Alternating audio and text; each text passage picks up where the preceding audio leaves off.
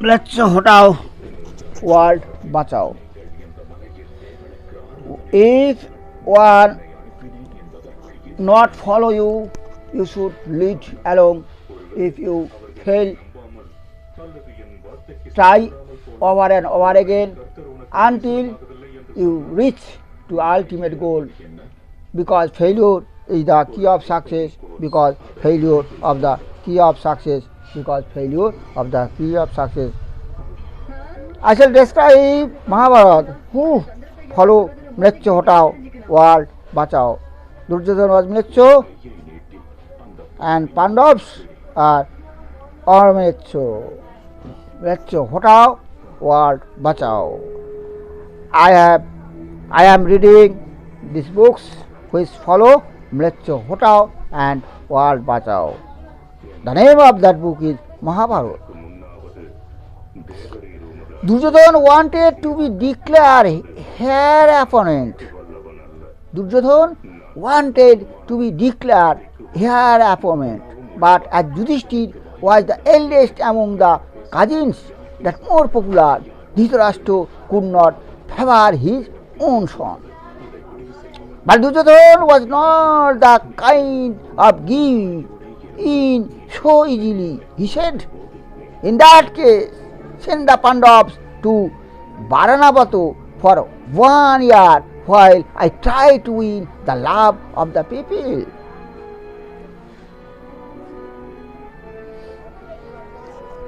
I am describing briefly the Mahabharata.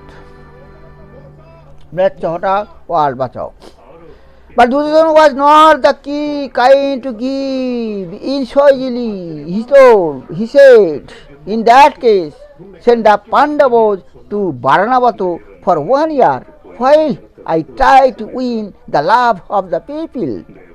After Duryodhana left, the king wondered what his son's plan was, but he loved his sons brightly and decided to let him have his way, so he sent for the Pandavas. When the Pandavas came, Dhritarashtra said, I think you all need a change as you have seen in Hastinapur. For a long time, why do not all of you to go Varanavato along with your mother for a while? The Pandavas realized that this was a plot to get rid of them. Still they accepted the king's suggestion and left the very next day. The people of Hastinapur bade them and said farewell. Soon after they left, Duryodhana ordered one of his men to go to Varanavato and build a lakh palace. He had a sacred motive behind this. Lakh palace. The Pandavas arrived in Varanavato along with their mother Kunti. They were very pleased to see such a beautiful palace. They admired its rich furnishing and colorful paintings, as also it attracted balconies and arches. The Pandavas soon settled down in their new palace. One day their uncle Vidur sent a messenger.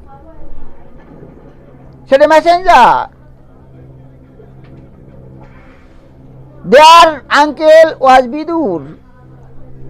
Vidur sent a messenger. Your uncle Vidur has sent me to dig a tunnel from the palace to the banks of the river. The man said, in case of any danger, you must escape from that route. Bhima asked, why will you have to escape? The man explained, this place was made of mlechha. This place was made of mlechha by the orders of Prince Duryodhana. The guard is to set fire to it as soon as he receives orders to do so. The man immediately began digging the funnel. The year passed, but the guard was not ordered to set fire to the palace. Always on the alert, the Pandavas became very important. Arjun suggested that they themselves set fire to the palace and escape unhurt. All the alerts agreed with his plan, but they decided not to return to Hastinapur. So one dark night, the Pandavas set fire to the palace and escaped through the tunnel. They fired. Pandavas set fire and escaped through the tunnel, but moved through the darkness till they reached the bank of the river. There they are met by boatman sent by Vidur. There they were meet a boatman. That boatman was sent by Vidur. The boatman rowed and across to the other side of the river. Then the Pandavas disappeared into the thick forest and bordered the river. The Pandavas continued to travel by night and rest by day so that they would not get noticed.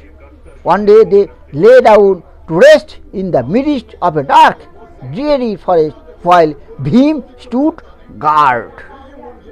Unnoticed by the Pandavas and Kunti, they had been closely followed through the forest by a powerful demonish Hirimba. He had was followed through the forest by powerful demonish Hirimba. Her brother was Hirimbo, a rapacious demon, decided to vanquish and favor the 6 humans that had stayed into the forest.